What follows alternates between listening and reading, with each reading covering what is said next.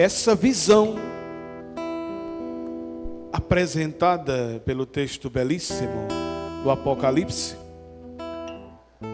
nos faz vislumbrar de forma tão clara, tão precisa, as belas palavras em sua homilia. São João Paulo II, por ocasião da solenidade da Assunção da Mãe de Deus, nos recordava que para nós a solenidade de hoje, da Assunção de Nossa Senhora em corpo e alma ao céu, é uma continuação da Páscoa. Aquilo que nós ouvimos no comentário inicial é uma celebração, é um acontecimento puramente pascal. E puramente pascal porque se trata da ressurreição e da ascensão do Senhor, ou os frutos, ou o primeiro fruto da paixão, morte e ressurreição do Senhor, e é ao mesmo tempo o sinal e a fonte da esperança da vida eterna e da futura ressurreição. Sim, porque estamos diante de um privilégio que Deus concedeu, cumprindo aquilo que tem o Salmo e que nos apresenta o Salmo 16, numa alusão ao Messias. O salmista diz: o teu santo não conhecerá a corrupção. Parafraseando o salmista, a tua santa mãe não conheceu a corrupção. O privilégio da Virgem Maria é um privilégio de ser ela a primeira participante da Páscoa do Senhor, e depois antecipou. Em Maria foi antecipada a ressurreição do fim dos tempos. Meus irmãos e minhas irmãs, desde 1849, que começou a chegar em Roma este pedido, começaram a vir de todas as partes acenos, cartas e súplicas à Igreja de Jesus Cristo, ao Romano Pontífice, pedindo para que fosse proclamada como verdade de fé a Assunção da Mãe de Deus. Sim, porque o Papa Pio XII, em saudosa memória, que proclamou este dogma com essa belíssima Constituição Apostólica, Munificentíssimos Deus, o Deus rico abundantemente em bondade, em misericórdia, generoso de forma demasiada, que ao proclamar este dogma, Pio XII, no dia 1º de novembro de 1950, solenidade de todos os santos e santas de Deus, o Papa recordava que um dogma não é algo que nasce do acaso, não é algo que é inventado por um grupo, por um pequeno número de bispos, ou mesmo por todos os bispos reunidos, não. É uma verdade que está no coração do cristianismo. É algo que está dentro do coração e da devoção e da fé do povo. E é tão verdade que esse mistério já era celebrado no início do cristianismo. A igreja de Jerusalém celebrava a chamada festa da Dormício, a festa da dormição de Nossa Senhora. E ainda até os dias atuais celebra a ortodoxia. A igreja do Oriente celebra esse mistério como a festa da dormição de Nossa Senhora. Já estava presente. O que o dogma faz?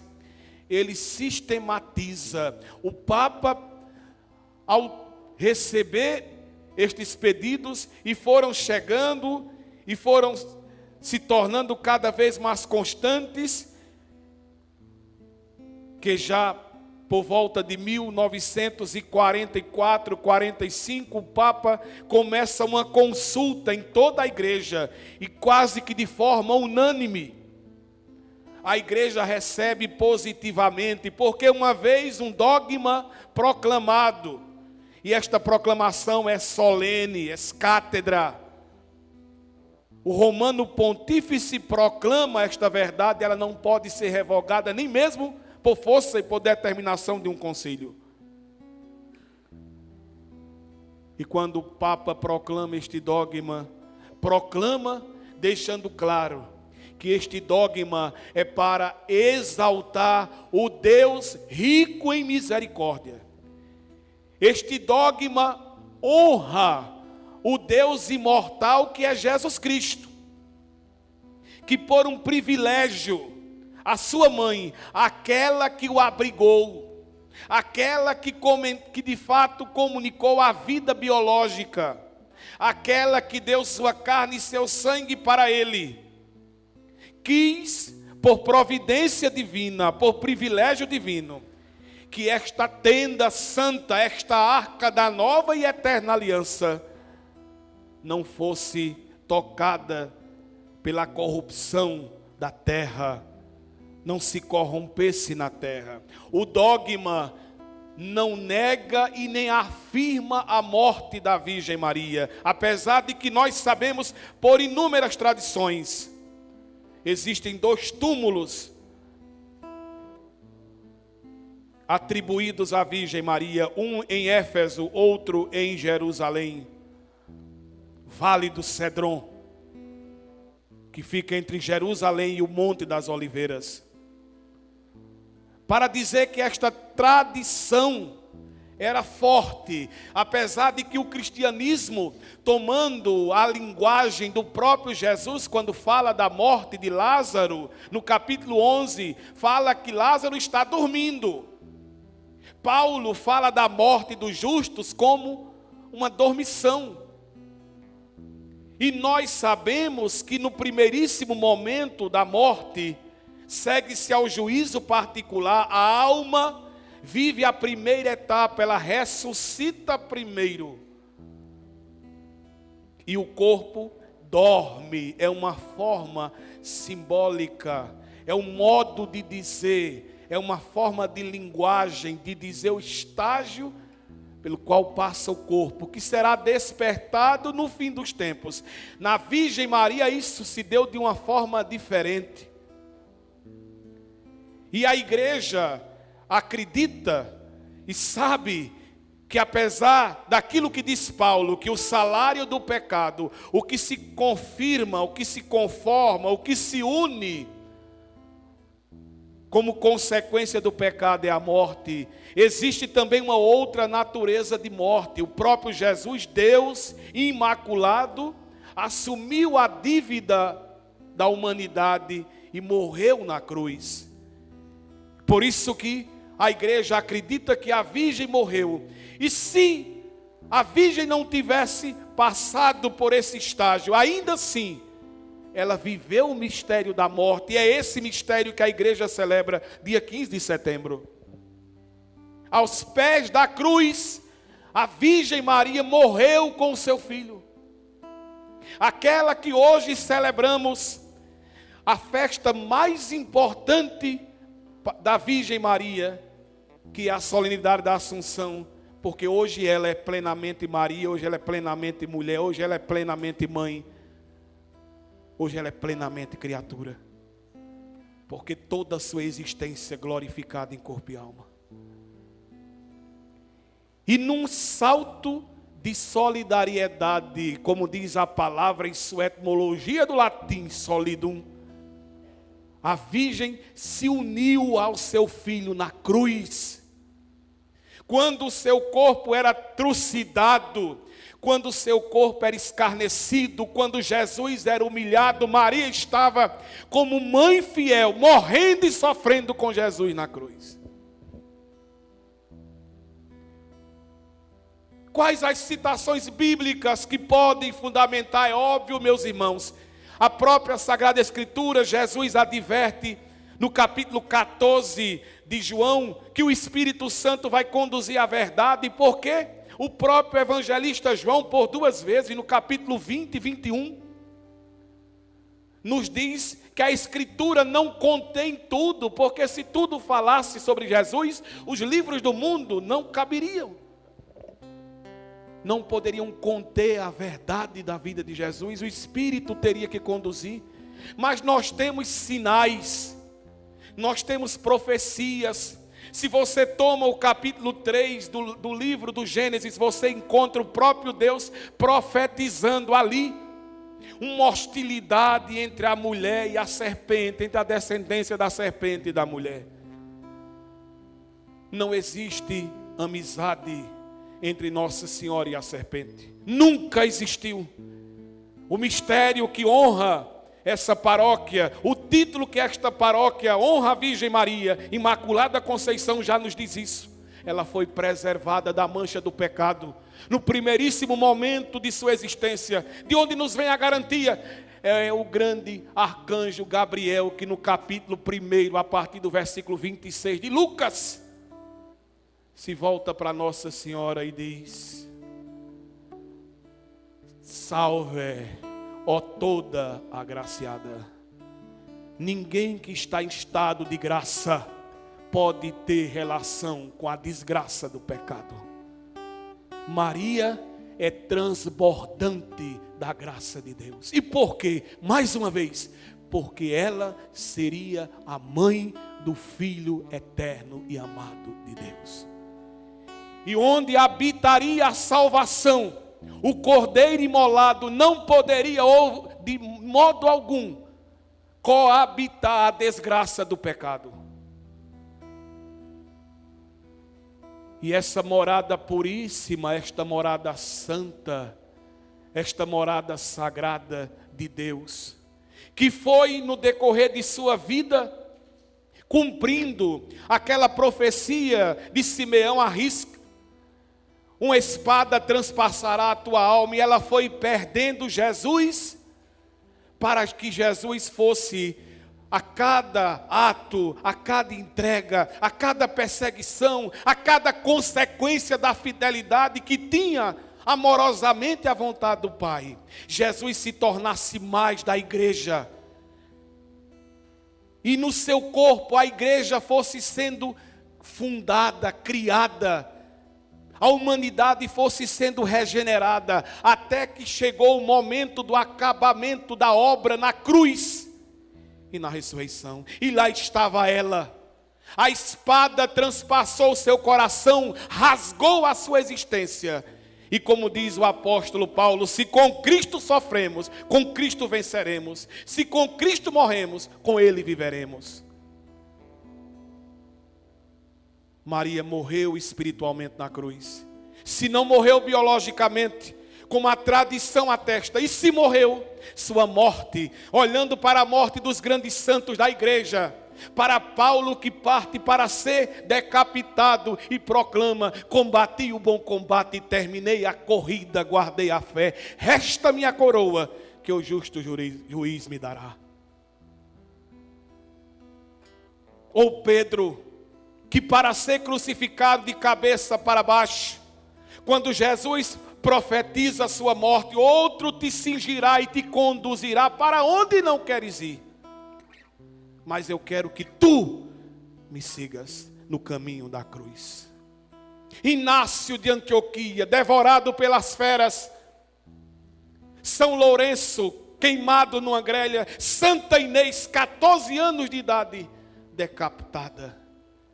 São Sebastião, alvejado num pé de árvore e pela segunda vez morre a pauladas.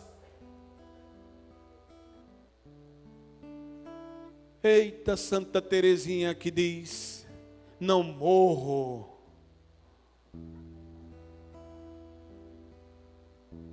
Não morro, simplesmente morro, mas morro de amor. Santa Teresa de Ávila, tão alta vida espero, morro porque não morro, vivo sem viver em mim. Imagine a morte de Nossa Senhora. Se no Evangelho Jesus, quando vai acalmar o coração de Marta e Maria, Jesus se volta para elas e diz: quem crê em mim, ainda que esteja morto, viverá. E todo aquele que vive e crê em mim, não morrerá jamais. A morte é um trânsito sereno daquele que vive já aqui em comunhão. Imagine a Virgem Maria.